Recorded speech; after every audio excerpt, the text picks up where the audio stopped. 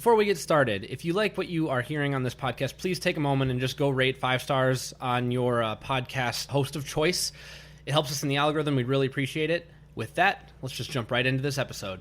Hey everybody, welcome back to the Castaway Consultants, where we teach future Survivor players how to play the game by criticizing current and former players. Today we are going to be looking at the pre-merge of Survivor Panama, otherwise known as Survivor Exile Island, otherwise known as Survivor Super Idol. Season 12. Season 12. I am one of your hosts, Derek Kubicek, and I am joined today by my fabulous co-hosts, Ryan and Josh. Hey guys, I'm Ryan Stacy. I'm your resident superfan of Survivor, who knows everything there is to know about Survivor, and very little about most other things. I also do happen to know quite a lot about drinking wine in an outhouse, so you can talk to me about that as well. Is that a reference from this season? It is, okay. 100%. I am Josh Wessler. If you're new around here, I've watched almost every single season of Survivor. I have 3 left to go, and I think I'm going to watch one soon. I'm starting to get the itch for some new Survivors, so that might be happening soon here. It's almost like it should be starting sometime, or have started already. Yeah. And fun fact, Josh also knows quite a bit about drinking wine in an outhouse. I do. But for this specific season, season 12, I actually found when I watched it the first time, I watched it January 2017. So 3.5 years ago? Yeah. Almost 4. Almost 4, yeah. As of the recording of this podcast, actually closer to 4 than anything. A while ago, but I don't actually remember a whole lot from this, just like event-wise, but I do remember quite a few characters from this, which we'll season. get to. But Josh is a memorability consultant. He judges the season on how memorable it is. And he watches the first episode, the merge episode, and the finale. So for the purposes of this podcast, he has watched the opener with us. Yes. And then lastly, this was Derek. I opened up. I have never seen this season before, and going into it, I did not know what I did not know. So it was kind of a clean slate. I will say, going through the opening crawl, there were 4 characters that I knew immediately, just from either being returning players or just from notoriety or what have you. I will save all of that for later so that we can give you a spoiler alert, but I'm excited to get into this. Yeah, before we get into any spoilers, point of this podcast is we watch Survivor so you don't have to. We get your busy people working from home. Maybe you do have time to watch every single season of Survivor, which we recommend. But if you don't, that's what we're here for. We're here to tell you which seasons, if you can only watch a few, which ones should you watch. Is it must-watch Survivor? So, we're through the pre-merge of Survivor 12. Is Survivor Panama must-watch Survivor?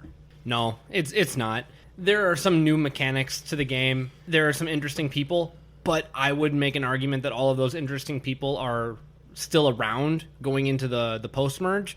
So I almost want to wait to see what happens with that to try and tell anyone whether or not this is worth it. I'm interested to hear your thoughts and your thoughts since you've both seen this. I would kind of agree with you, Derek. The thing with the season is the 2 tribes, one of them I find extremely boring. The other tribe is one of my all-time favorites. So, but there isn't a ton of great strategy in the pre-merge.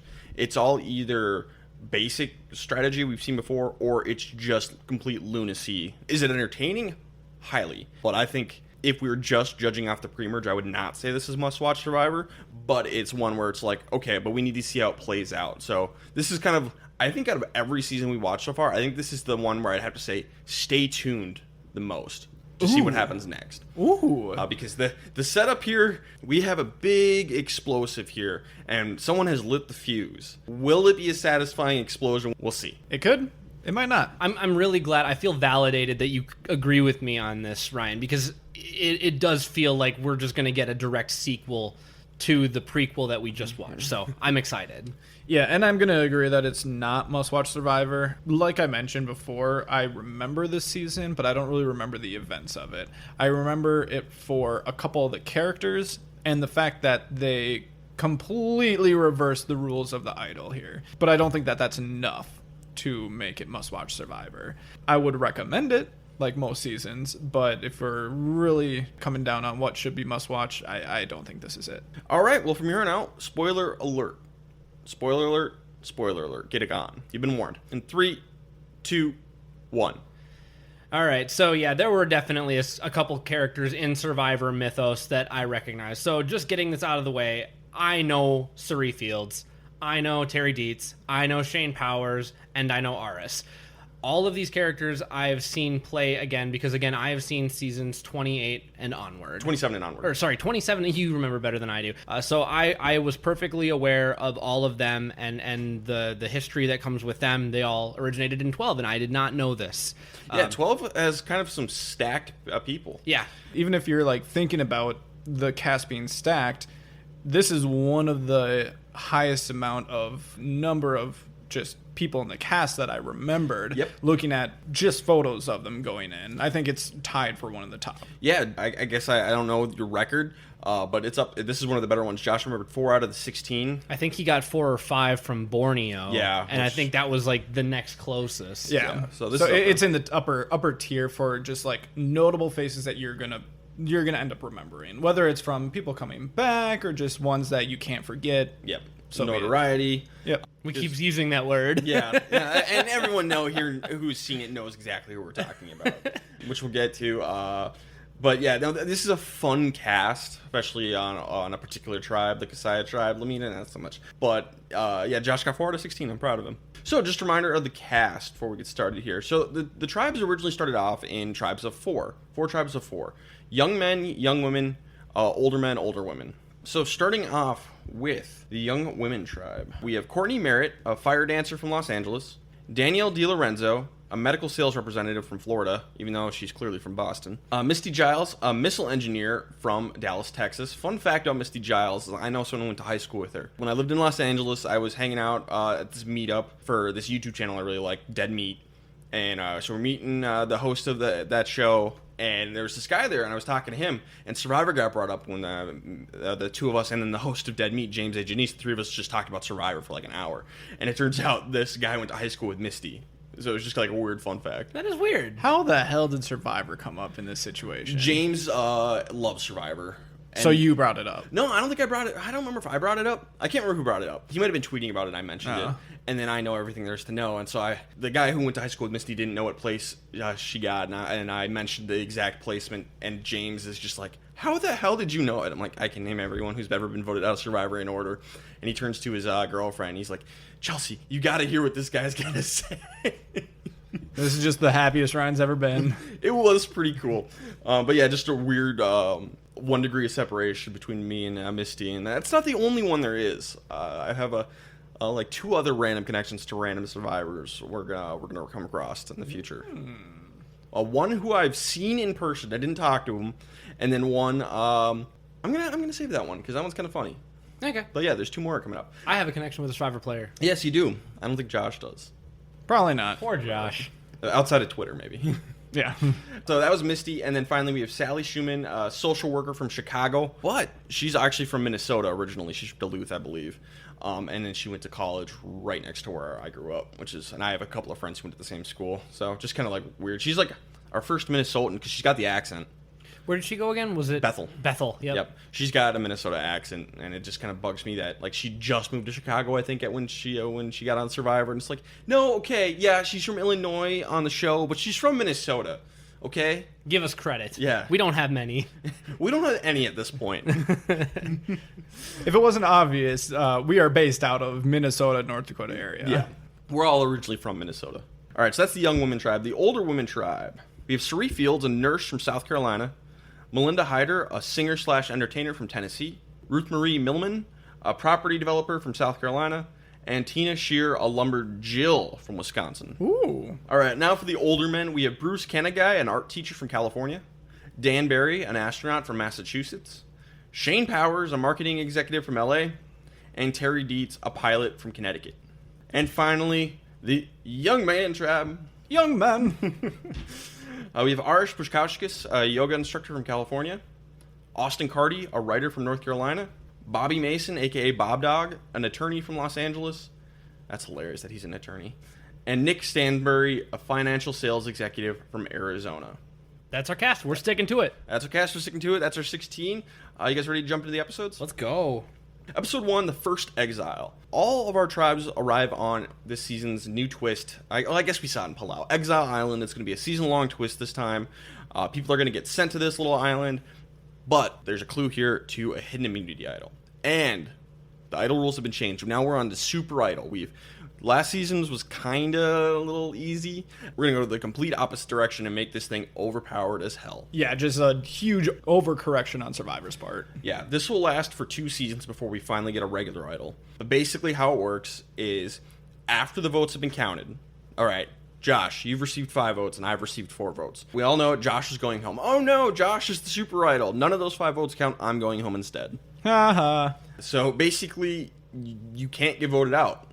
Like, this thing goes 0 to 100. Not 0. It does something. It's usable, but it was basically just find an immunity necklace. It didn't change the game, really. Nope. Now we're getting to the point where it's ridiculous. Yep. It's interesting to watch it develop, not in real time, but over time. They're figuring it out. They're figuring it out. You know, it's like I always say with Survivor, you know, I'm fine with new twists, and as long as if it doesn't quite work, that they're trying to correct it, I'm fine. Yep. They're trying to correct it. They're going to mess up, but they're going to get it right eventually. Yep. It's like watching Survivor learn how to walk. Yeah, kind of. First time, they kind of fell over. This time, they're running. Oh, no, they just ran into a coffee table. The Iron Man quote, sometimes you got to run before you can walk. Exactly. So first they were crawling, and then just dead sprint. Jesus. Middle ground. So there's a super idol hidden on Exile Island. We're going to start off with a hero reward challenge where one person from each tribe is going to compete. The losing tribe, one of those 4, is going to have to stay on Exile Island. For the young woman, Danielle Double D loses it. Her name is Danielle D. Lorenzo, D. That's why her name is Double D. There's no other reason. Good old Double D. Danielle does volunteer to stay on Exile Island because she lost the challenge. It's kind of a luck-based challenge, by the way, so kind of sucks. Yeah, and who were our other heroes? It was Terry, Austin, and Ruth Marie. Ruth Marie, yep. But the other girls are like, no, you ran the challenge. One of us will stay. Bro, if she's saying she'll stay because she Let her screwed up, stay. let her stay.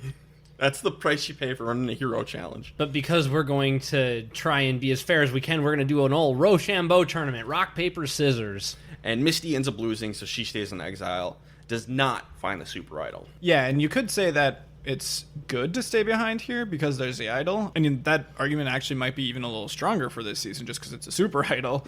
So you actually are protected. But I mean, these are just crucial days. Yeah. Like, you need to be around camp and talking to, especially when there's only 3 other people. You need to be around them right now. Strong connections and alliances are more important than any idol. Well, and not to really dig into physical stereotypes, but I mean, the young women's tribe already just lost a challenge. And if the first challenge for immunity is physical, they are at just a biological disadvantage. So it means those social connections are way more important. Everyone not named Danielle should have allowed Danielle to stay on that island. I get trying to be fair and trying to be diplomatic and democratic, I guess. But this just doesn't make sense because that's not what Survivor really is. Survivor's not fair. Survivor is not fair, so stop trying to be fair. Yeah. So on the older women tribe, Tina kind of takes over as leader right away, and this will end well for her. Yeah, Tina the Lumberjill. Tina the Lumberjill. Derek was very offended that she dared be on the season because there's only one Tina in his eyes. Yeah, there is only one Tina. Season 2 Tina is far superior in every way. There should only ever be one Tina on Survivor. The name should be retired and hang it up in the stadium. And then Suri, we find out, is scared of leaves. She's never really done anything outdoors in her life. She's scared of picking up leaves because there might be something living underneath it. I mean, that's a fair thing to think. Don't say it out loud because it kind of pisses off Tina. It pisses off Tina, but it doesn't seem to make anybody else angry. So, like, I understand, like, keeping it in, but Suri knows that she needs to make social bonds, and she's kind of a master at this. We just don't know it yet. Yeah. So, like, ideally, yeah, try and keep, this a little bit hidden and maybe tell the confessional. Say it in the confessional, like David Wright. I am scared of the ocean and the outdoors and lightning and bugs and snakes and leaves. Fish and leaves. So, not great, but Suri. I love Suri. Suri's great. On the Young Men tribe, Aris is a yogi weirdo. And that's his edit. That's the edit. That's the tweet. This tribe is kind of incompetent, but Aris is just trying to like get everyone's energy up by doing a yogi thing. I have no idea what this is. Like they're touching. I don't even know. They're not touching at all, but they're putting their hands near each other. Yeah, and then like when you feel it, really focus on what you want to accomplish. Okay. This is not 2020. Yoga was not as embraced as it is today. And back when this episode was filmed, don't do this stuff in 2005 or whatever it was. I think You got to feel it out, but just know that people might be like, hey, that's kind of weird. So as long as you're not pushy with it, I guess you're fine. Yeah, you want it to come across as just like a quirk rather than something that's really weird. A quirk, not an obsession. Yeah.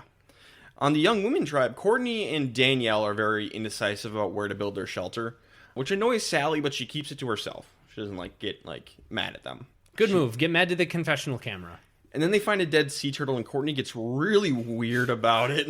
She's like, it's part of the earth. It's like a sign, and just starts going on. A bunch of hippy-dippy weirdness in this season, mostly from Courtney, a little bit from Aris, but Courtney's a weirdo. Yeah. Yeah, it was odd. I mean, I think she took some seashells and created like a heart around the dead sea turtle, and I'm like, guys, if you ever find me dead on the beach, I'm not sure if I want you to surround my body with seashells. Or just roll me into the ocean for the sharks. Feed me to the sharks. It's an easy answer. Make sure I'm dead first, though. So, yeah. Fun fact. I don't like hippies. They piss me off. Damn hippies. So you love the movie Once Upon a Time in Hollywood. That movie was terrifying because it checked confirmed all my biases about hippies.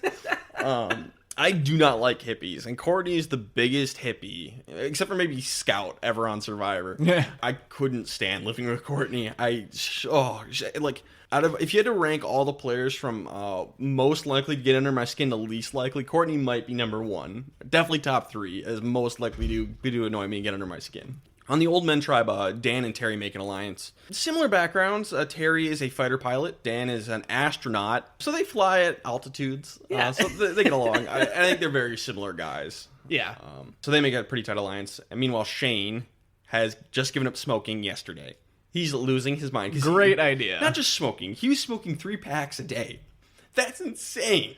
Yeah, we tell people to prep for some things on Survivor, like learning how to make fire and making sure that you're well acclimated to just a weird diet. Practice some balance. Maybe don't quit smoking by going out here. Maybe try quitting smoking 30 days before. Or at least weaning yourself off of it partially. Get yourself down to 1 pack a day. So I have 2 points on this. One, because, I mean, not to spoil anything, but I don't think Shane comes back, or at least not to anything that I've seen. So 27 on, he's not back. So I know Shane just because I know Shane. I put in a Survivor audition tape every 6 months. And so sometimes I'll go and look at old audition tapes that were used and accepted that got people noticed. Almost always the top of the search queue is Shane Powers in his dark living room going, I got one reason why I won't win Survivor. And then he just holds up like a pack of cigarettes or something like that.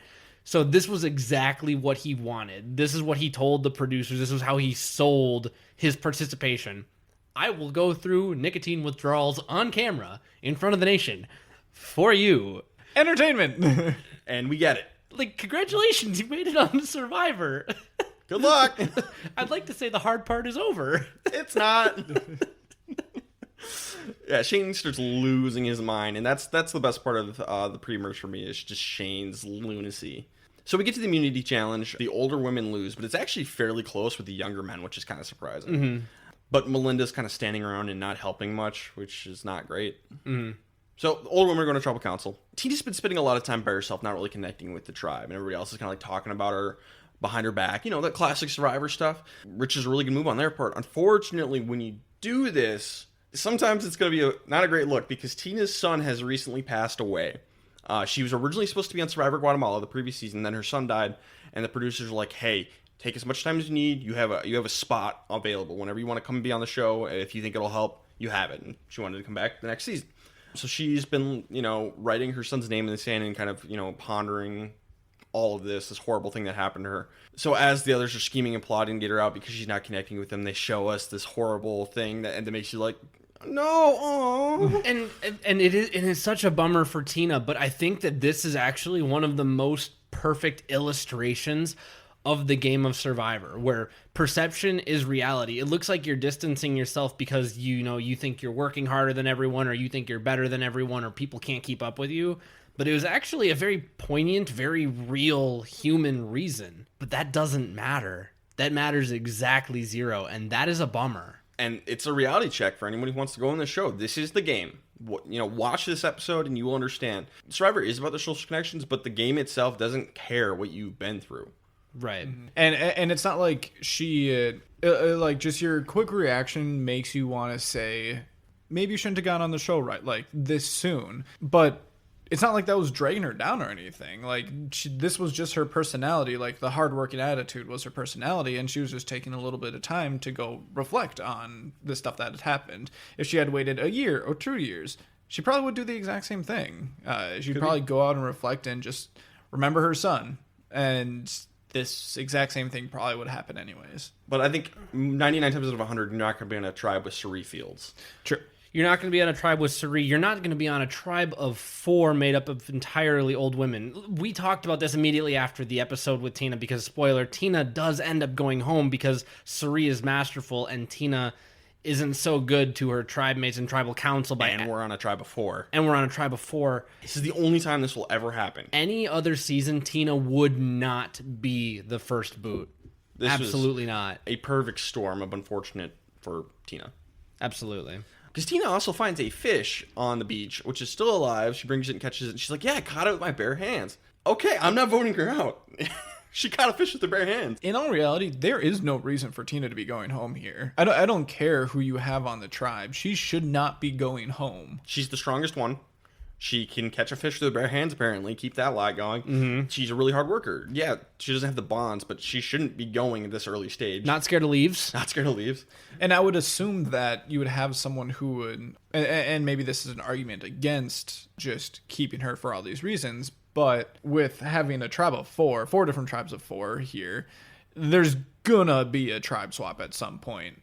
You're just going to have to try to predict whether it's going to be earlier or later. And if you think that it's going to be earlier because these tribes are so small, well, maybe you do just group up in smaller groups with the people who you are closest to. And that is why I'm okay with the move. I think that if you're the other 3 and you just kind of, and like, let's say you feel solid in a group of 2 within that group of 3.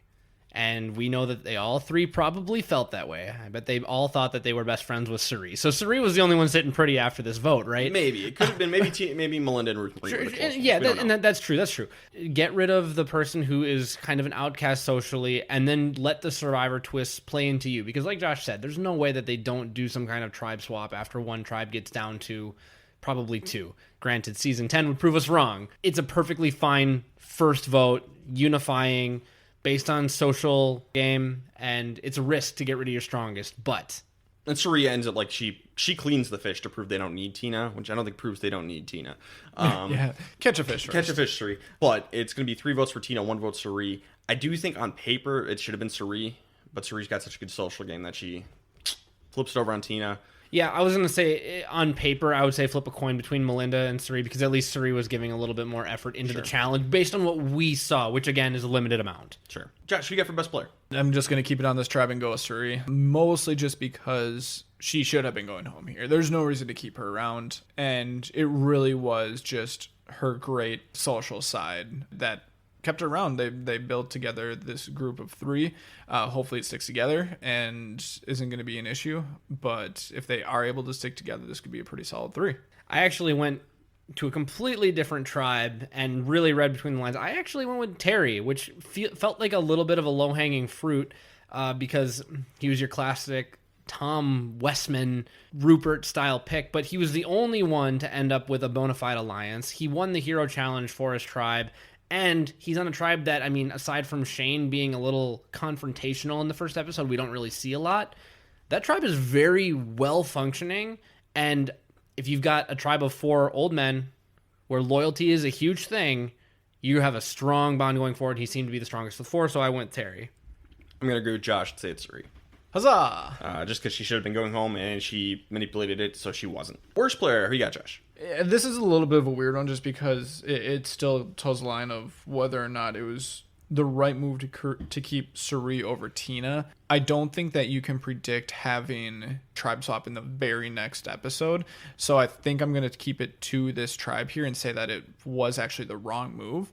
And because of that, I'm going to say that it's Melinda. It essentially just comes down to not Suri on that tribe. So either Melinda or Ruth Marie, and Ruth Marie did a better job during that initial challenge. For my worst, I went in a different direction. Fancy that. I actually said Misty.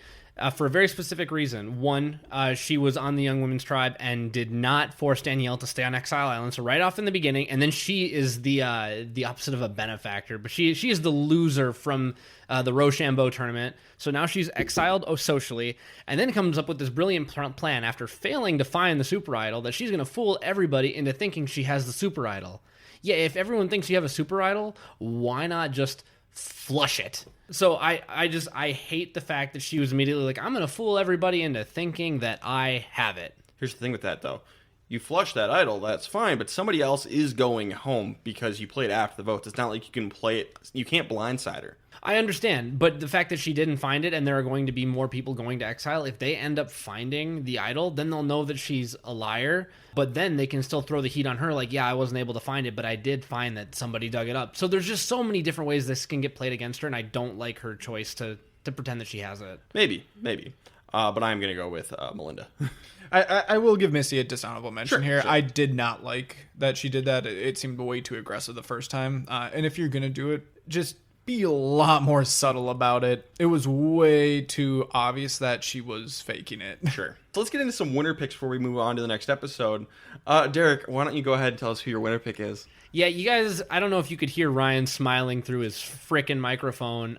This episode was another one that there was no great confessional. There are 4 tribes, so if they swap quickly from here, who knows what's going to happen? So I just went with the most positive edit in the Bonafide Alliance, which gave me 2 potential players, Dan and Terry. And if I'm going to pick one of the 2, I'm going to go with the one who's stronger, in my opinion, and maybe a little bit more well-equipped to play the game. Dan seemed too nice for Survivor. I ended up with the Tom Westman pick of the Survivor season with Terry Dietz, nullifying everything that I said about the first 11 seasons of the show where I would never pick the Tom or the Rupert Sarge of the season. Play it back! So yeah, insert cut here of every time Derek has said, I'll never make this pick, but man, this episode leaves me longing. There's not a lot here for edit. So Terry's what it is. Terry is the best pick. Based on one episode, I'm sticking with it. Leave me alone. I'm gonna go cry. I'm never going to leave you alone. I will never let you live this one down. It was the Gary greatest. Terry. The best moment of doing this project, this Castaway Consultants project, was when Derek picked Terry. That's been my favorite moment of this whole thing. Makes me so happy. Josh, who did you pick for your winner pick? I fell along the same lines as Derek here. There was nothing to grasp onto here. The only people I narrowed it down to were Suri, Double D, Misty, and then Dan and Terry. Sorry, I think Suri is just going to be like a good story, and she's not actually going to end up winning. There wasn't enough on the Young Women's Tribe for me to actually end up landing on either. You didn't want Courtney? No, I do not. I'd rather pick the turtle. So that narrows me down to Terry and Dan. Unlike Derek, I'm going to stick to my guns here and basically still not be totally comfortable yet with picking this just stereotype of a person in Terry. Plus, Dan was the one who actually initiated the conversation of an alliance between the 2 of them in this episode. So that makes me feel good about Dan. I agree with Derek that it's a risk that he seems like he's too nice for Survivor, but I think that is basically nullified against the stereotypical Rupert, Terry, and Andrew Savage pick. So at that point, I think it's about a toss-up, so I'm going to side with the person who initiated the alliance. So, Dan. I'm allowed to evolve. Yeah, totally. I'm allowed to change and evolve. It just means I have to eat my old words. Yep, and it's great, and I love it. I agreed with Josh. I ended up picking Dan, my picks are based off who I picked when I was a kid when I first watched the show, and Dan was who I picked when I was a kid. Mostly because he was an astronaut, and I thought that was cool. But now as an adult, I stand by the pick for different reasons. While I still think being an astronaut is cool, I agree with everything Josh said about he and Terry were definitely the 2 best for sure. Terry is the Tom pick. Not everyone could be Tom Westman, so I went with the guy who, I evolved and went the opposite direction. I didn't make the Tom pick. This is fascinating. Yeah, yeah, and I because I was so excited to talk about the fact that I had to eat my own words, I didn't really talk about some of my other finalists that I had. So I noted that Suri had the first confessional, but just going through that episode, based on how those tribes were structured, I didn't want to pick Suri. Misty had a ton of camera time on and off Exile, but I focused on the fact that she was the first person on Exile, so that might have been edit by circumstance, and didn't want to read too much into it, and also went to a Young Women's Tribe where the only viable pick, in my opinion, would be Sally, just because she was kind of the sane person on that tribe, or like that she got the sane quote-unquote edit. And then going to the Young Man's Tribe, the only person who had some semblance of a sane man edit, I guess, like Austin and Nick both kind of had a sane confessional. Ours was just a goofy yogi, and then Bob Dog gave us the Beefcake confessional. He's like, yeah, Bob the Dog Beefcake Tribe. He was there, you know, but He's the charter member of the Beefcake Tribe. yeah, he's the charter member of the Beefcake Tribe, which is probably the best quote from episode 1, but not worthy of a winner pick. Probably not. If you want to go throw $5 down on Vegas for someone to win, and you really want to make some money, sure. Take your 300 to 1 odds and run. Episode 2, Breakdown. We get a tribe dissolve. We're going down to 2 tribes, the Kasaya Tribe and the Lamina Tribe. Further adding to how unlucky Tina was. Yep. So I'll go ahead and read the new tribes off. First, we get our Kasaya Tribe. We get Aris, Bob Dog, Suri, Courtney, Danielle, Melinda, and Shane. And then the Lamina Tribe, we get Austin, Dan, Misty, Nick, Ruth Marie, Sally, and Terry. And these tribes were very shades of season 10, where it was one person picks the first person, which is the opposite gender, and then you just go down the line. Yeah, kind of schoolyard pick style. And that leaves Bruce as not being picked. So he's sent to Exile Island, and he's going to join the losing tribe. And he's there for 3 days. Yeah, he's there for a while. Bruh. Yeah. a lot of time to find the idol, which he's not going to find. Which he's not going to find.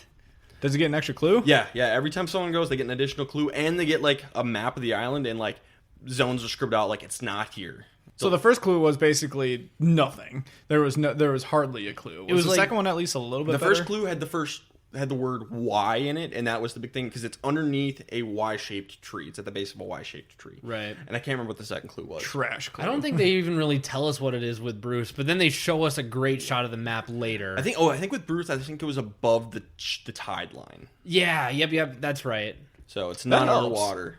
Which, you know, they do hide underwater idols. So Yes. that does help. So on New Kasaya, Suri and Melinda, the 2 older women on their tribe, they immediately feel on the outs because everyone else in the tribe was on the young tribe, with the exception of Shane, but Shane has always felt young at heart.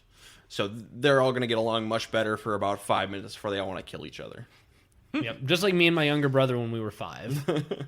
So right away, Shane, Danielle, Courtney, and Aris all form an alliance. Boy, you form an alliance within 30 seconds of getting to know somebody. I mean, yeah, it might protect you for a little bit, but you did not get enough time to really know somebody, and they're gonna regret this. Oh my god, this foursome is just a bunch of loony ticks. Yeah, you can throw the surprise Pikachu face at all of them when this whole thing just starts to crumble at the base. Immediately after forming the alliance, Shane threatens to kill anyone who betrays him. Red flag! Yep, and Shane looks like the guy who would do that. He might actually do that. Well, and then everyone's like, giggle, and he's like, no, I'm serious. Oh god, what have you done? Is that secretly a great move? Hide the machetes.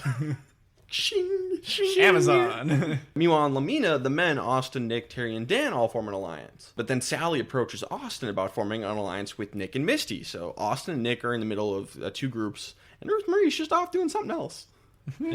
But good for Austin and Nick. They're in a really good spot. They can kind of pick and choose where they want to go. Correct.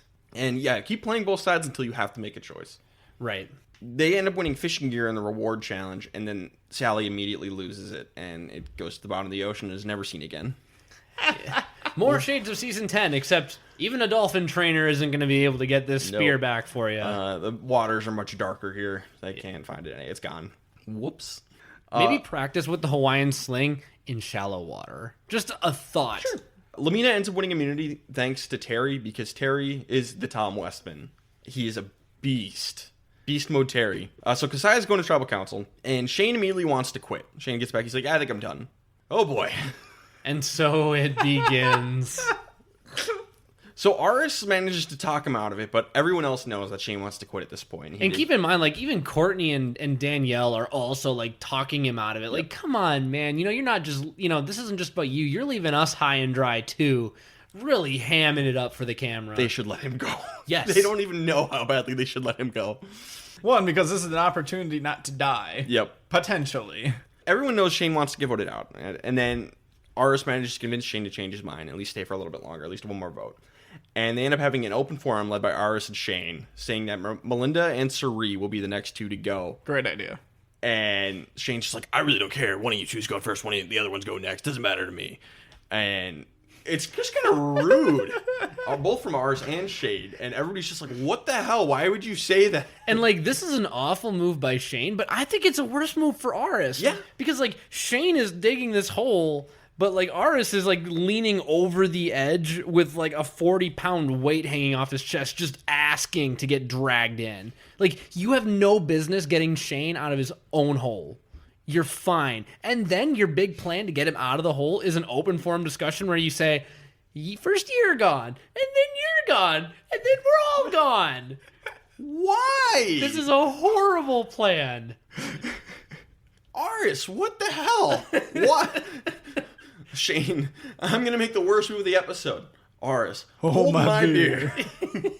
And this is the entertainment aspect of it. It is just filled with terrible gameplay. Oh, I love But man, the Messiah Tribe. it is entertaining. And it is still fresh enough to where I was not, 4 years ago, I was not annoyed.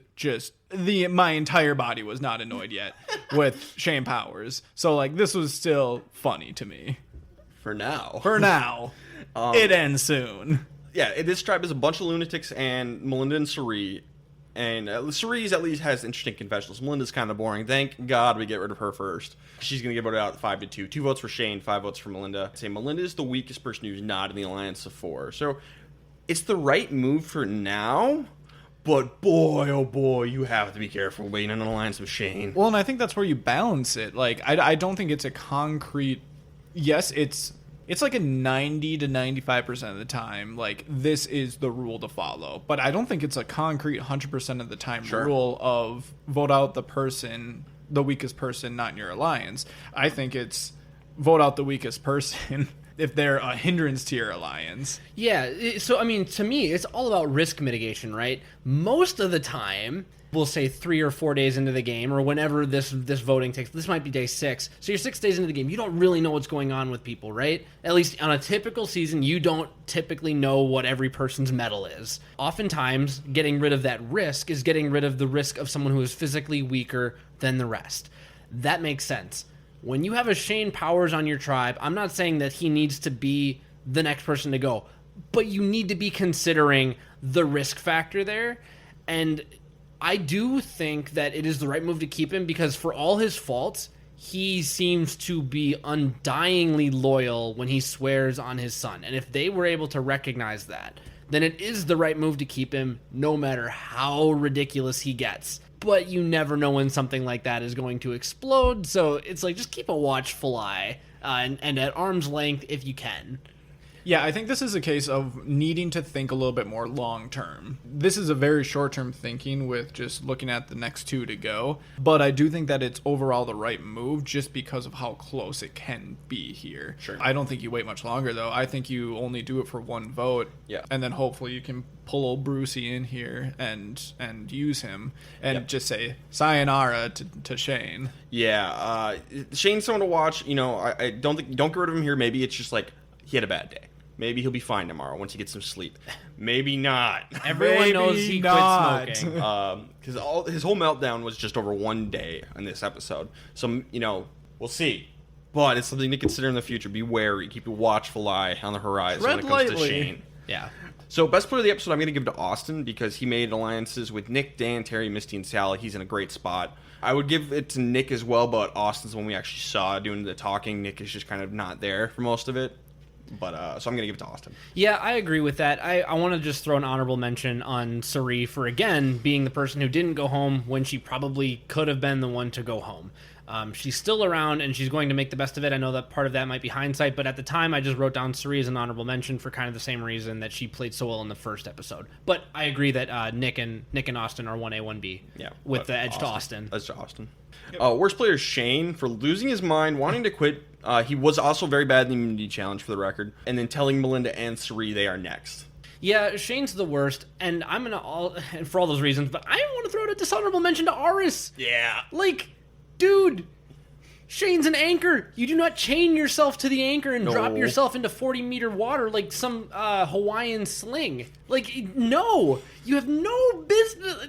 No. No, if someone is drowning in the water, you throw them a life ring. You do not jump in. Nope. And that is what happened this episode. It works out fine for now, but this was so bad.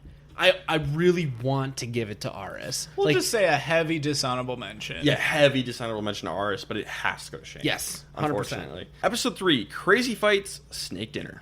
So Bruce joins Kasaya and immediately steps into the leadership role. Don't do that. If you're the new person, if it's not your beach, if you're new here, you do not do this. You know, just because you're the oldest person and you think you should be a leader, and maybe you are the most qualified, doesn't matter. Don't even do it when you're not the newest person. Yeah, it's true. It's true. You know, it's one thing if you have actual survival skills, and Bruce seems to think he does. But again, this is the worst time to jump into a leadership role. We saw him break the flint. I mean, I'm not saying that that's emblematic of his outdoors experience and his survival ability, but It can't be a good sign. it's not a great sign. He has this filtered water idea where you filter water through t-shirts, dirty t-shirts, and it gets like 85% of the bacteria out. What about the other 15%, dude? Yeah, like you should still probably boil it. Yeah, Courtney's like, nah, I don't know if this is a good idea. I've never heard this before. And I'm like, yeah, Courtney might be right. And that's coming from me. Yeah. Bruce is such an enigma, isn't he? Because he gets to this tribe, he immediately is leader, or makes himself leader, and everyone's okay with it because everyone else... Except Shane. But everyone, you know, they're okay with it for the most part because they feel like they need some direction. But then later, we're going to see him completely do a 180 and be like, yeah, I'm going to go work on a Zen garden. You guys have your own problems. Oh, great. We got rid of a sane person and got in another lunatic. Just what Kasaya needs. How did all the lunatics end up on one tribe? It's like, I don't even want to call them lunatics. I just think all of their quirks are catalysts for each other. It's so odd. It's the worst possible combination of people. Yeah, like, you know, Coke, good. Mentos, good. Together, not so much. Can't drink that. Over on Lamina, they're catching a ton of fish. Unfortunately, they're all puffer fish, which you can't eat because they're super poisonous. Do it anyways. Okay. I hear if you filter a blowfish through a dirty t-shirt, though, you can eat it. It gets 85% of the poison. Terry's the only one who catches the edible fish. Yeah, a real-time Westman thing going on. Lamina ends up winning reward, again, thanks to Terry. And they get to pick who they send to Exile Island. You pick the person who's been before, and that's Bruce. The goal here is you want to keep the idol, the possibilities where the idol could be, as limited as possible. You send the one person who's been there before, you send Bruce back. It's cruel. Everybody else is like, wow, that was mean. And they don't say that that's the reason. They use this guise that at the beginning of the challenge, Jeff was like, Bruce, how are you fitting in? And everyone was like, oh, well, he's the natural leader. He really brought us together. And so they're like, yeah, we're going to send him back because, you know, we want to cut the head off the snake. And that's a good reason, too. That's but it's just as good a reason, but I love the mathematical point where it's like, okay, now Misty or Bruce can have the idol, no one else. It's almost like an incidental point. It's definitely like, it's a bonus. It's a nice bonus. It just means that Bruce was the right choice. Yeah, on every level. Yes. So they send Bruce back. So good for Lamina. Yeah, and this is going to happen over and over again across the entire series when we have stuff like this. And it's actually usually followed pretty well. Yep. This is the Exile Island strategy. Keep as few people going to exile as possible, just so you keep it the idle possibilities limited. Yep. So Shane and Courtney get into a big fight, and Shane Shocker. is a lunatic. I gotta check. I don't even remember what this fight was about. Yeah, there's so many. He fights with Danielle and Courtney so many times. Is this the one? I think this is the one. You can't keep them straight. I can't keep him straight. I think this is the one where Shane just starts yelling about how this stump is his stump. That sounds right. And no one else is allowed to sit on it. But if someone else wants it, you can go get another one. But he just wants his, and this one's his. I just want mine. What? That might be in a later episode, but I get the fights mixed up because there's so many. I mean, this is we've already talked about this. I mean, this is Bubba sitting on the log around the fire, except being Shane, he just dials it straight to 11, and he's like, "I will cut you if you sit on my stump." Meanwhile, Lamina, Misty, she wants to get in with the guys, so she starts giving Austin and Nick massages to get in their good graces. We have seen a survivor win using this strategy before. This was Amber. It started like this. Use flirtation if you got it. So I love the move. She's doing it to two guys. So it's getting raunchy up in here. 2 massages. Oh my god. Hey, final 3. Final 3. So we get a bag wrestling immunity challenge, which is a really fun challenge. They gotta dig up bags out of the sand and get back to the mat. Really entertaining. But the best part is, I think it's to win it, Ruth Marie has the bag, and she's running back. She's got a huge head start, and Bob Dog is chasing her, who is just huge, and Ruth Marie is tiny. And you're like, oh no, what's going to happen? Bob just like grabs onto her shirt and just runs his direction. Just like steers her slightly onto his man. So, I mean, really quickly about the mechanics of this game. Basically, you need to have one hand on the bag and then one other thing touching like the final like square. Your mat. Yeah, your mat. And you're both trying to get back to like the same mat or whatever. And he grabs her by the tank top and just steers her gently away from her mat to his mat, because you don't want to be throwing an old woman around. That's a bad look. No, he just like steers her gently because she's so tiny. She has nowhere to go but to his mat instead. So on Lamina, it's a toss-up between Misty and Ruth Marie. Everybody's a little bit more threatened by Misty because she's like a rocket scientist, and she seems pretty smart. Mm-hmm. Not the person I'd be getting rid of here, because they're going to go with 5 votes for Misty, 2 votes for Ruth Marie, and Misty and Sally are the ones who vote for Ruth Marie. So there's a couple of things I think here. Ruth Marie is definitely the weakest person in this tribe. Easy. Maybe they were trying to flush the idol by voting out Misty? That's why I'm good with the move. Because like, if you've got your core, which they had a very soft, I think it was 5 put together, right? Yep. And you're trying to decide, okay, who do we vote out next? And Misty's not in your 5, but she might have the idol. Maybe force her to make the decision while there's still a lot of people in the tribe, because then if she does decide to just go for somebody random, do it when you know who she's targeting, which is Ruth Marie. Yep. They were okay with Ruth Marie going home. So knock out Misty. At worst, you win the consolation prize and Ruth Marie goes home, and you flush the idol. So targeting Misty for the majority alliance was 100% the right move, in my opinion.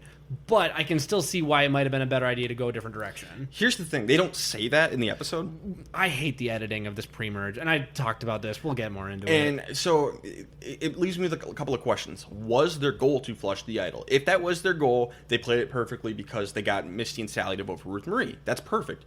Like you said, Misty plays the idol, Ruth Marie's out, otherwise Misty's out. Because if there's no idol involved, Ruth Marie is the move, right? If there's no idols. Sure. But now we're in a super idol world.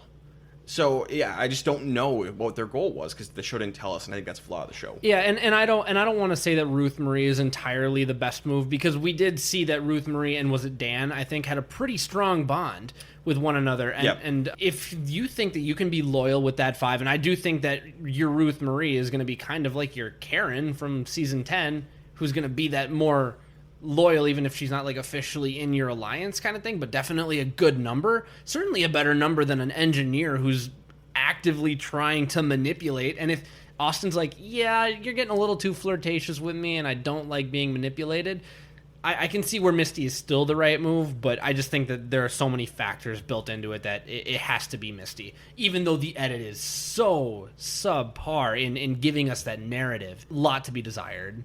But that's the end of Misty. Derek, who do you got for best player? For best player, I had Austin, just because on that tribe, he was in the best position for the whole episode and ultimately got to kind of choose his own adventure. And then because that tribe ended up going with Misty, whether the edit gives it to us or not, she didn't have the idol. And even if she did have the idol, he was not the one going home. And I could also give it to Nick here, but Nick exists. We never see Nick. So I have no choice but to give it to Austin. See, I'm going to go with Terry. A lot of the same reasons, but Austin was in an alliance with Misty and Sally. Burned a bridge with Sally. Terry was not in that alliance, and he ended up getting Austin and Nick squarely in his now. I don't know how much he was aware of what Misty was trying to pull him in. Maybe he was. But now Austin and Nick are with Terry. He's got them now. Not only that, he caught the only fish they could eat, and he basically single-handedly won the immunity challenge. Plus, credit to the entire Lamina tribe for sending Bruce to Exile Island, so I'm giving it to Terry. Yeah, it seems like Terry's the right move here. Ryan just had a better argument. Sorry, Derek. Your argument is fine, but I always like to give it to someone who has more options and makes the right moves regardless. Fine. My argument was just fine. Yeah, it was just fine. All right, who'd you have for worst player? I had Shane for it being his stump, no one else's stump, and he just wants his stump, and he will kill you if you take his stump. I give it to Shane for being a nutcase and fighting with Courtney, basically. Yes.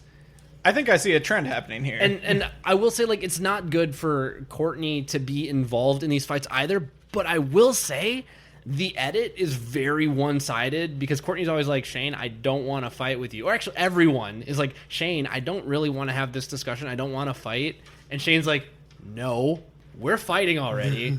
This is a fight. Play it out. We're fighting. I will fight for you against me if I have to. So, not great for Courtney to be involved in it, but it's Shane, so I have to give her the benefit of the doubt.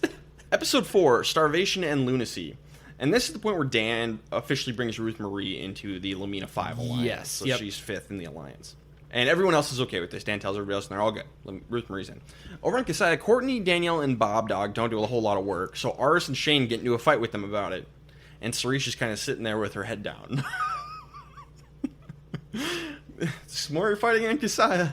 What's new? Suri on Kasaya is kind of like Jim from The Office when the camera cuts away and then Jim just makes a face at the camera like, yeah, this is my life. I have to deal with this. Sympathize with me. That's very accurate. And that's all of her confessional. She's just like, I'm just going to let all of these grenades go off around me and hopefully, because they said I was going next.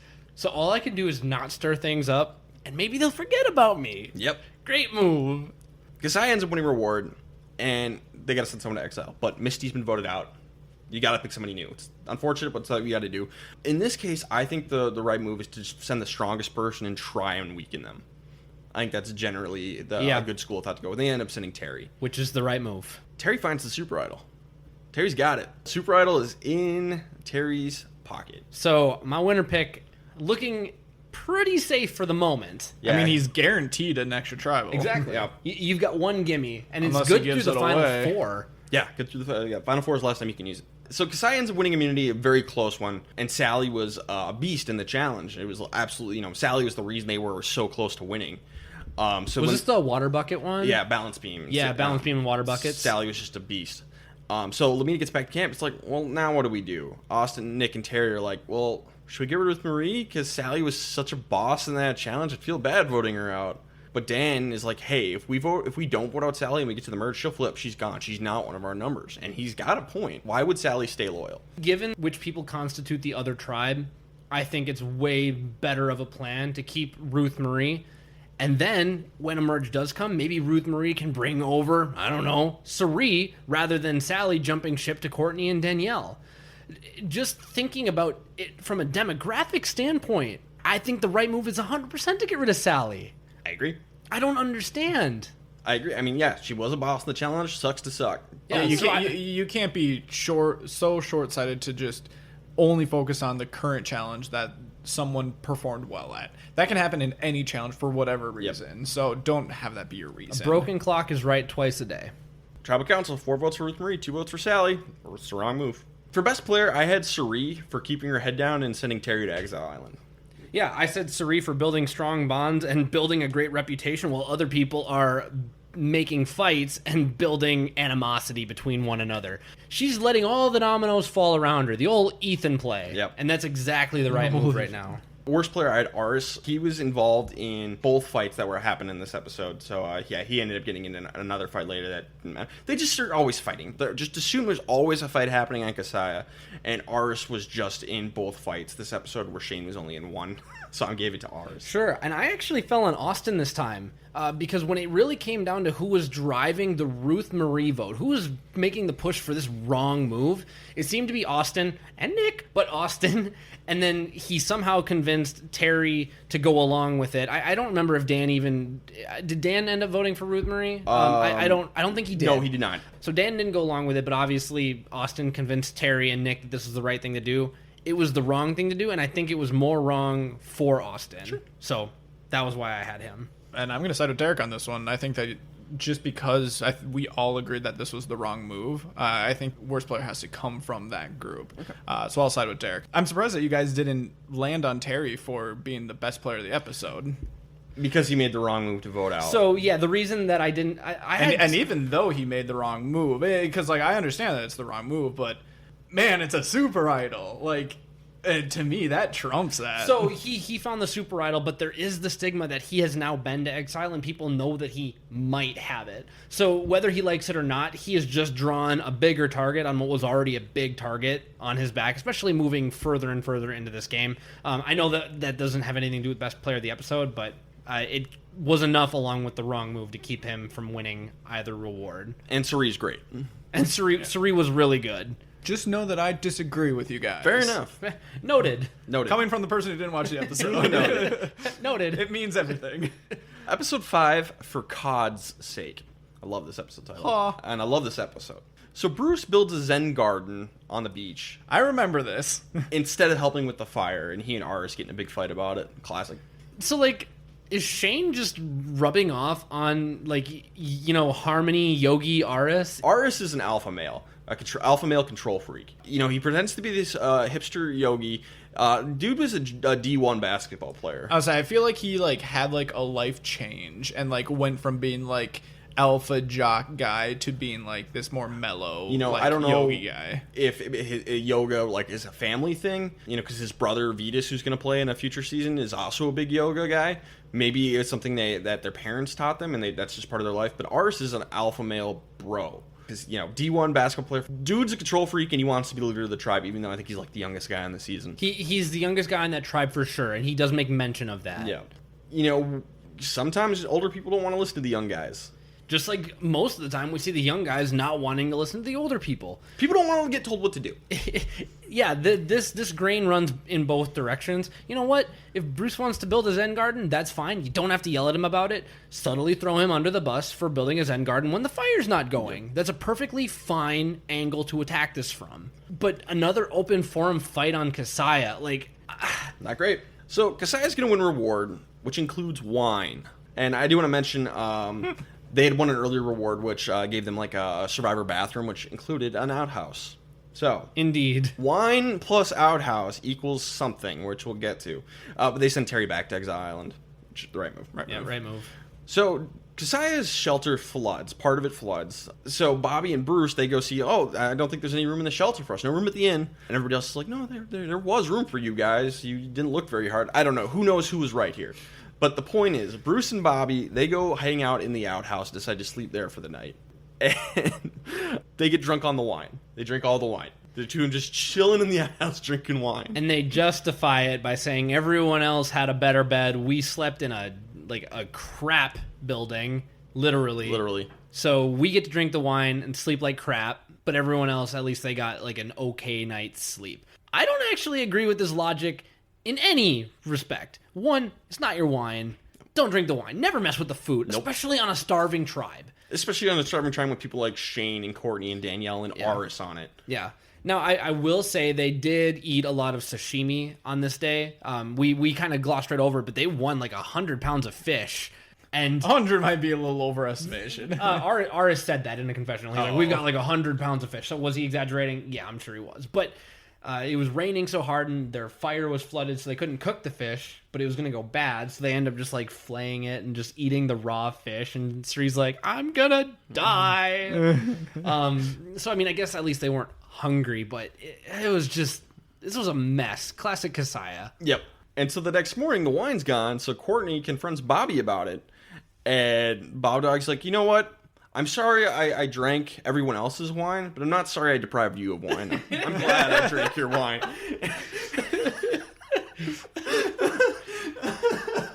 Dude, I love Bob Dog so much. Terrible Survivor player. Terrible Survivor. And he articulates it exactly so well. He's like, I'm sorry I deprived everyone else of wine, but I'm not sorry that I deprived you of wine. It's perfect. And my favorite moment from this whole sequence is Suri going up to the outhouse, not knowing where Bruce was, just opening the door, just seeing him asleep on the toilet with the empty bottle of wine by his legs, and she's just like, what the? Just shuts the door, turns around, looks at the camera. What? I wish Bob Dog had still been in there too. I think that would have made it even better. Just close the door. It was like Grandpa Abe Simpson just walking in with his hat and then turning in a corner and grabbing his hat, walking right out the door. God, I love Kasaya so much. One of my favorite tribes. This was a great moment. So Lamina ends up winning immunity. So yes, we're getting more Kasaya screen time because who cares about Lamina? So for some reason, Shane wants Bob Dog out. He thinks Bobby will flip the second they get to emerge. To be fair, he's 100% right because Bob Dog and Bruce, they had been talking. And they make an alliance, by the way. And Bob Dog's like, yeah, the second we merge, I'm flipping. I'm going to the other side. I'm sick of all these loses. Yeah, so Shane, for all his flaws, has the 100% correct read on this. Yep. He knows Bob Dog wants to flip. Aris wants Bruce out, I'm assuming just because he clashes with Bruce and doesn't want to do that anymore and wants someone he can control. I mean, if what you're saying about him being alpha is true, it would make sense. Get rid of the only other alpha on the tribe. Shane's an alpha, but he's like a lone wolf alpha. Like, he just does his own thing. Yeah, he's like that crazy wolf, and he runs with you just fine, sort of, but he's also crazy, but he runs with you, so he's okay. There could also be implications of the idol still here, too. Yeah, and it could be a thing where it's like, yeah, let's flush the idol. So Shane, he doesn't like this, but he's like, I'm going to get Bob Dog to swear allegiance with me. We'll swear to not vote for each other. We'll swear on my son. Bob Dog is going to swear on Shane's son. Logic. Okay, sure. I'll swear on your kid. Sure. All right. I've never met him, but sure. Granted, Shane might murder you, so you're playing with fire here. But, good for Bob Dog for swearing Shane's kid. Yeah, that's the right move. Say yes. Say yes. So Shane's like, all right, we're good. Meanwhile, Courtney and Danielle have decided Aris is trying to make a power play to knock Bruce out. We should get rid of Bob Dog instead. Courtney and Danielle, they go to Suri and they're like, hey, let's get rid of Bob Dog instead. Okay. And they go to Shane. Meanwhile, Suri's just happy that it's not her. She's just like, come to me with whatever you want. I'm down. As long as they ain't me, basically. Yeah, the old Sandra move. And then they go to Shane. He's like, well, why didn't you tell me that half an hour ago before I gave my word to Bob Dog? And Ryan is getting very animated. No, this is still about what it was. Because they're like, we're thinking we want to get rid of Bob Dog instead. And Shane's like, are you kidding me?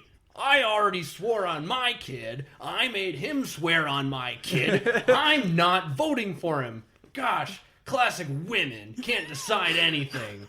Oh, no, Shane, stop. It sounds bad. My opinion on Shane changed exactly zero from this interaction because, I mean, we already kind of understood how he felt. But it's just like, why is no one talking about getting rid of Shane? This might be the time. This might be This is the time. I don't even know if he gets a vote in this tribal council. I don't think he does. Let me, because it's an insane vote. Shane does not get a vote in this tribal council. So, I want to go back and explain, to his credit, Shane is making it very clear if he swears on his kid to you, he's not going to break his word.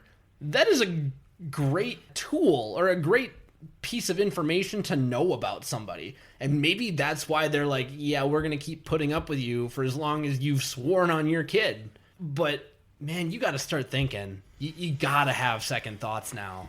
Okay, so this is going to get wild, this tribal council, because the votes are, it's a scattershot all over the place. 4 different people get votes. Yes. And there's only 7 people on this tribe. So bear with me.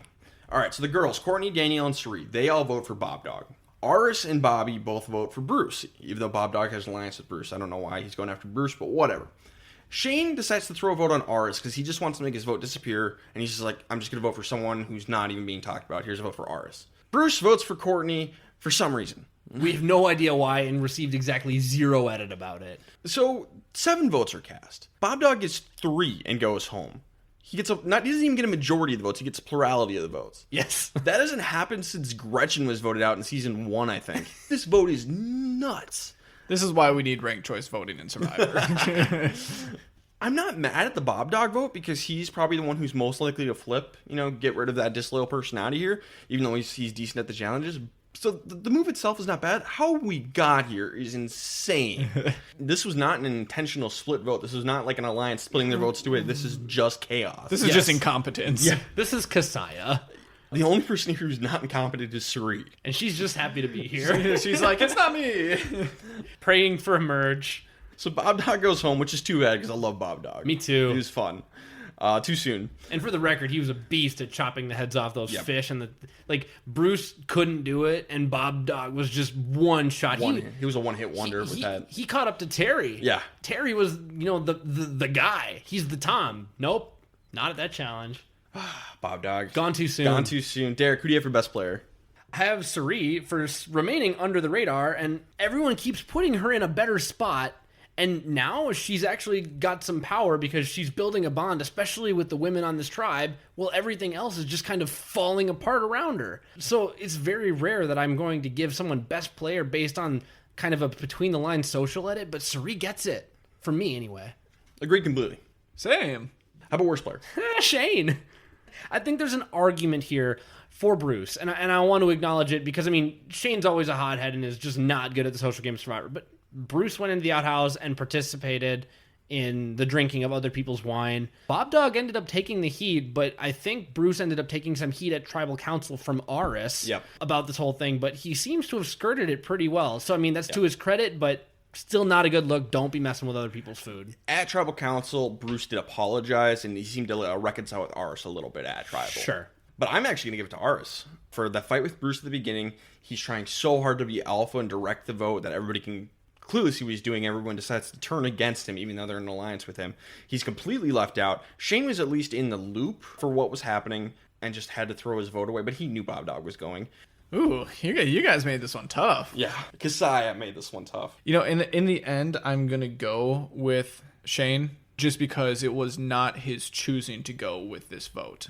He originally was planning on swearing with Bobby, right? Mm-hmm. So because he was basically forced to flip, I'm actually going to put it on Shane here. And also, he did throw a vote on Aris, which can only make things worse for him going forward. Possibly. We've seen weirder. Yeah. Didn't come up in the next episode. No, it did not. Because we're going to deal with other things in this next episode. Episode 6, Salvation and Desertion, this last episode of the pre-merge. Shane wakes everyone up in the middle of the night to yell at Danielle. and why? And say the plan was terrible. Bruce should have gone home, not Bob Dog. Bruce is right there. Bruce is in the shelter. Yes. And Shane's just like yelling at Danielle in the middle of the night in the shelter. Why? I know Bruce is here. I don't care. He's a man. He can handle it. And Courtney missed all this because she slept down by the fire or something, so she wasn't here. But everybody else is just like, why is this happening? And Danielle was like, Shane, if you still feel this way in the morning, we can have another discussion. Shane's like, no, we're having this discussion now. Like, Aris has got, like, you know, a woman under each arm, and he's just like, oh my God, I can't even. I'm just trying to enjoy my time on this beach, man. So the next day, Sari fills in Courtney on everything that happened, and then the two of them and Danielle are like, hey, you want to vote on Shane? Yes. Yes. Fair. It's time to consider that. It is time. Should have happened 3 votes ago. And it gets even worse because Shane's going to go up to them and be like, Courtney, Danielle, I want you to release me from the alliance I made with you. Release me from the promise I made because he swore on his son. And he's like, I can't turn on you unless you release me. Don't release him. Don't you? Yeah, this is a real hostage. This is a real Pippin Lord Denethor thing. Like, no, do not release Pettigrew Took from your service. He might kill you. Like, if someone's like, please let me leave the alliance, no.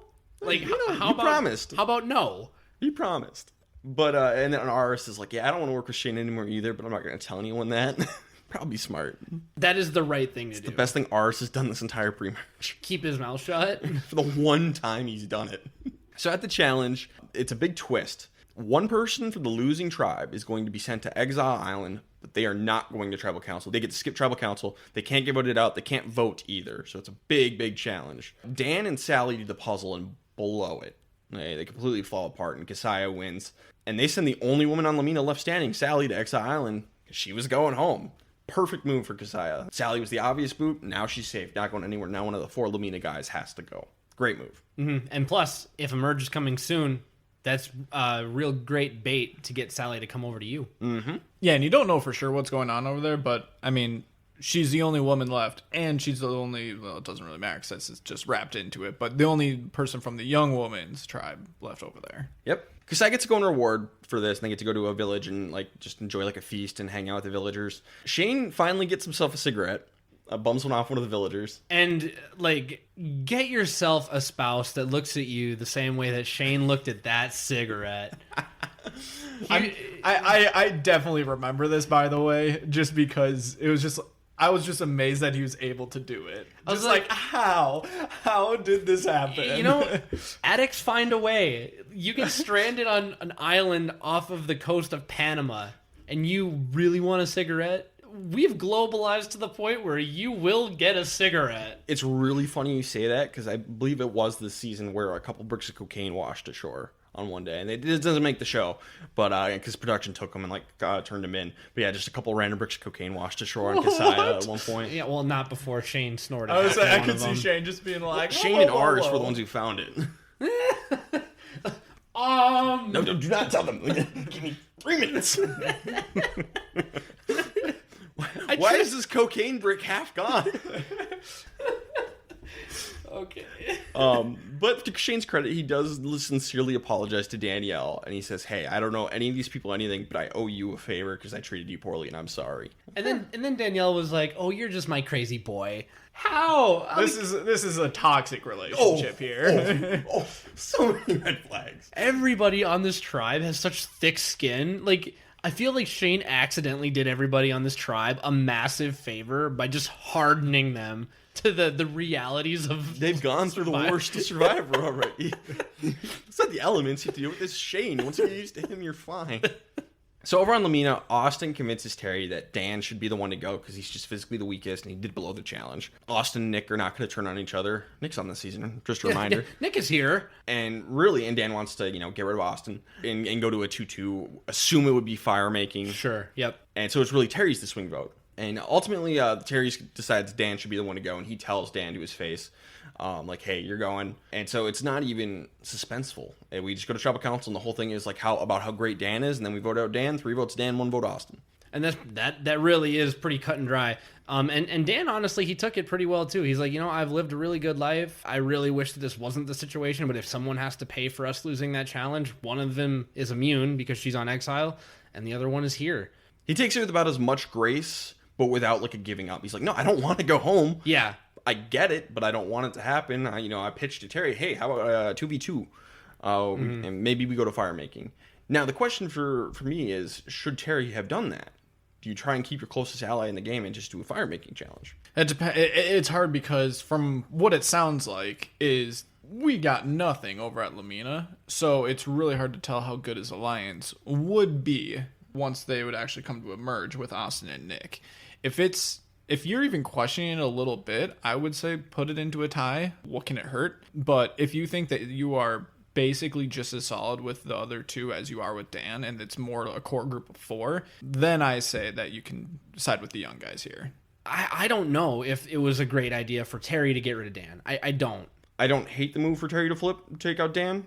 I wouldn't have hated if he made a tie either. And one point that I forgot to make, I wonder if Terry was like, we're coming into a merge soon. We don't know when, but soon. I am a big, strong guy. Maybe he wanted to keep the other big, young, strong guys around as a version of the meat shield, even if he is clearly the Tom Westman of the season. But at least you have that argument to make where someone's like, you're going to win all the individual immunities. You could be like, Austin and Nick, they're young bucks. You're Nick, right? His name's Nick, right? Right, his name's Nick. They're here. Look at them. Don't vote me out because of my physical ability while they stand. Yeah. If that was his reasoning, that's actually a really solid reasoning, and I would completely agree with it. And that basically would end up being your tiebreaker, I think, if you think that you're pretty close, just like closeness-wise with those guys. And it seems like it. Yeah. So, yeah, I'm not mad about it. It's the end of our winner pick, though, which we'll get to in a second. Yep. Best player, I'm going to give it to Suri for getting Courtney and Danielle together against Shane. She and Bruce won the puzzle portion of the immunity challenge to win immunity, and then the choice to send Sally to exile. So I'm going to give it to Suri. 100%. I did also give a nod to Terry because I do think he made the right decision. And for some reason, no one's targeting him, despite the fact that he might be Tom Westman with a super idol. Sure. And that deserves credit as well. Worst player is Shane for losing his mind, waking everyone up in the middle of the night, and asking to be released from the alliance. That's the big thing for me. You asked their permission to not work with them anymore. It was like, hey, excuse me. This is the reverse thing of like, I'm not fired. I quit. He's like, I don't quit. You fired me. Because logic. So that's the end of the pre-merge. This is normally at this point of the game, or this point of the season, this is where we would talk about who we would change our winner picks to if we could at the pre-merge. The good news is Josh and I can both do it for real. Hooray! So we're going to go first because we have to make our picks first. So Josh, do you remember who your new winner pick was after Dan got it out? I don't, but I think that I can make a pretty safe assumption here that it wasn't Shane. Fair.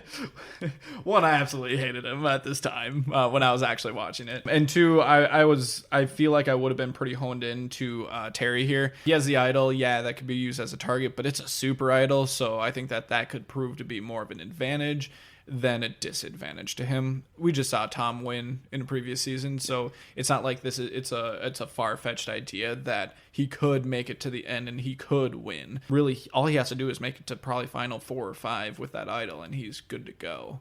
I'm going to stick with Terry here. I think that's a fair pick. He would be my second choice. This point in the season, my thoughts are Kasai is insane. There's no way they're sticking together. Lamina. Not Sally. Who's Nick? Leaves Terry and Austin. Austin's gotten a ton of screen time. Every time we go to Lamina, it's 90% of the time it's Austin talking to us. He's gotten a huge edit for being pretty boring.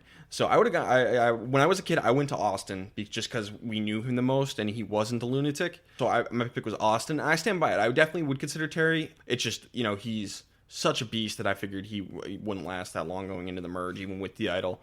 And Austin just seems like the safer pick, so I would have gone with Austin. Austin's my new choice. If I wouldn't have picked Terry, Austin was my number 2. Derek, you're stuck with Terry. I'm stuck with Terry, indeed. But if you could, would you stick with Terry or would you pick somebody else? So one person that we're not even discussing, Suri. Sure. I'm not saying that I would switch to Suri. I think that because of the way that this particular merge dynamic is coming together, sticking with Terry, I'm just going to roll with my original pick, and I would stick with Terry. But if I were to switch, it would be to Suri, because I genuinely believe that when they merge, I think that Sally can jump ship to go with the ladies. And I do think that there is a strong argument to pull in either Aris and Shane even, because even though Shane kind of was like, I don't want to be in an alliance with you, he did kind of go back and have a good conversation with Aris and Danielle. There's a lot of paths to victory for Suri now, especially now that the whole game is going to get turned upside down. And her edit has been nothing but positive. So a lot of that would be edit related for me. And that's why ultimately, based on where everything is, I'm going to stick with Terry and I'm comfortable with it. But we need to talk about Suri. Yep. Which leads me to best player of the pre-merge. It's Suri. Oh, I agree, hands down. She's the only one that I believe does not make a mistake. Yeah, I'm looking back at all the best players I gave out. And she wins for 4 out of the 6 episodes. I gave 1 to Austin and I gave 1 to Terry. Yeah. But all the other 4 all went to Suri. Yeah. And I mean, well deserved, because I mean, even though we said maybe Tina shouldn't have been the first one to go home, it was either Tina or Suri on paper anyway. Suri made it not her. And Suri made it not her. And then ended up on a tribe that had great animosity and said she was going next, and then she never went. She is a masterful social player, and it's one of the few times that really comes through in the edit. Because everyone else on her tribe is a lunatic. Yeah. And I mean, it goes all the way back to the first episode, too. I would agree with you guys that it's Suri. Worst player of the pre-merge is Shane.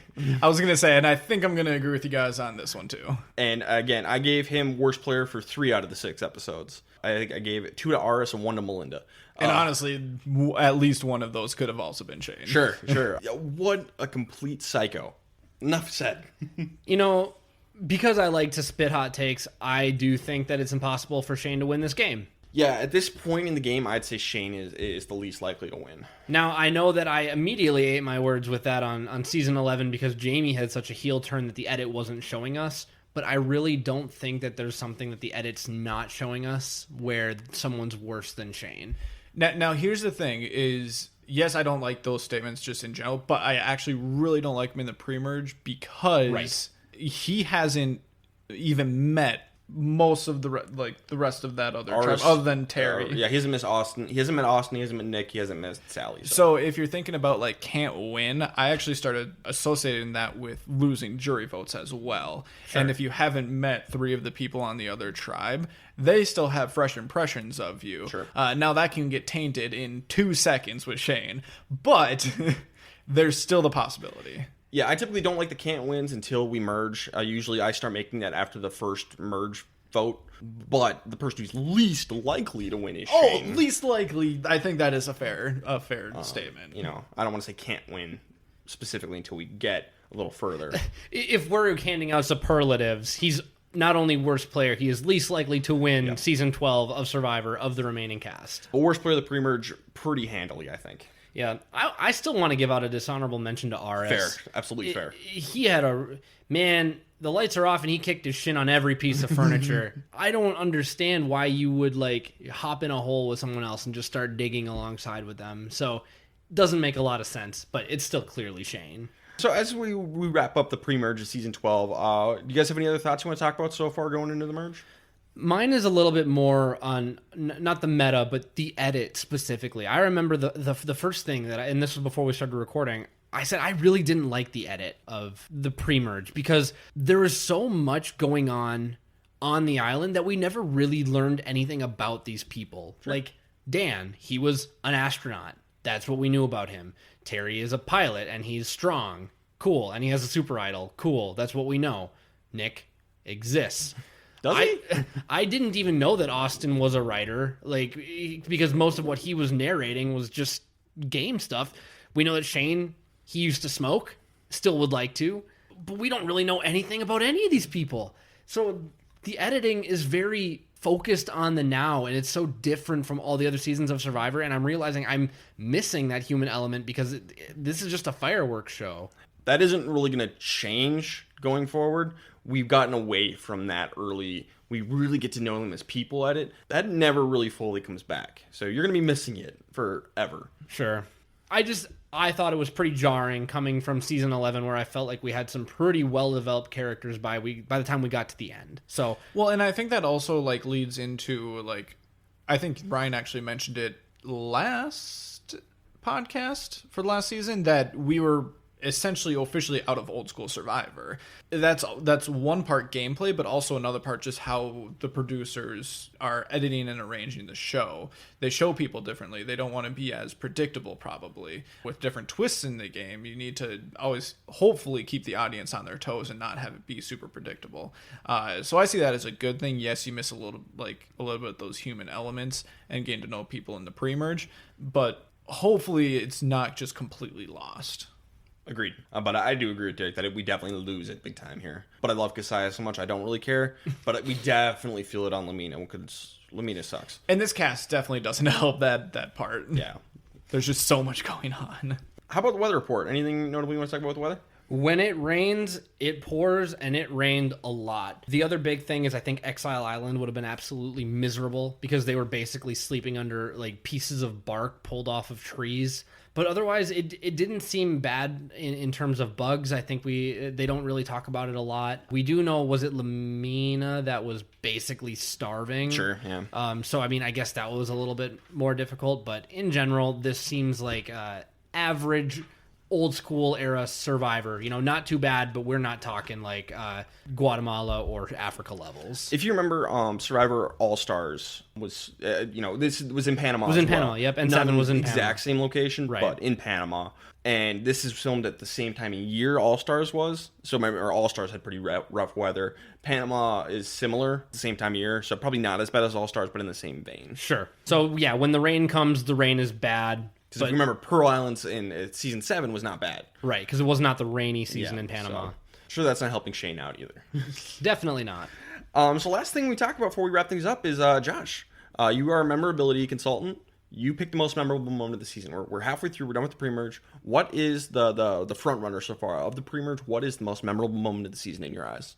So I think that there's a couple that come up. There actually isn't anything like when you just mention the season that stands out as like a specific moment. When we were talking, some of the cool ones that I remember is the wine in the outhouse and the Zen garden and all that. Shane finding his random cigarette that he's able to bum off someone. Oh, and we never did mention that Bruce builds that Zen garden, and then Courtney starts doing yoga in the middle of it when he's like not even done. Disrespects the Zen garden. Are there any nominations? My nomination is the outhouse. I think everything with that morning after in the outhouse is the thing that I would remember. I do guarantee you I will remember this season for Shane Powers, though, based on what I've seen. And that's not an event, that is just a character. And that's why I kind of want to take a little bit more of unconventional approach with this memory, just because Shane is the one person that I think of when I think of this season. And I just look at the cast. Yes, there's people who stand out that are memorable to me, but he is the one, and it is his personality that has dominated most of this conversation during the podcast. And he is the one person, even if it's because I hate him, that he is the first thing that comes to mind when I think of this season. It's a little unconventional because it's not just a specific moment, but I would like to just make it Shane Powers. Fair. Okay. That's fine, and this is your segment. But I would ask, what is your favorite Shane moment, or like the most memorable Shane moment we've seen so far? You can give it to Shane as a whole, but I just want to know, like, what's peak Shane here so far? Peak Shane Powers. I think I would do the bumming of the cigarette, just because all the argument side of it all kind of meshed together into one, and one doesn't stand above the rest out of all of them. We literally didn't know what he was arguing about at given point. So I think I would take the one random moment that isn't him arguing and go with somehow finding a cigarette to bum off a local. That's my honorable mention overall. I do want to throw out another honorable mention specifically with Shane, is where he's sitting on the stump and yelling about how it's his stump and no one else's or something. Yeah. Just like, what? Classic Shane. So yeah, Shane Powers, as much as I don't like it, like you can't ignore him. Impossible. So that about wraps things up here. You can follow us on Twitter at Castaway Pod. Go ahead and give us ratings and reviews. 5-star reviews, we love them. Yeah, please help us out. Thank you. Does anyone have anything else to add? No, I'm excited. Excited to go post-merge on this thing. Yeah. All right, this has been the Castaway Consultants. Got nothing else for you. Good night.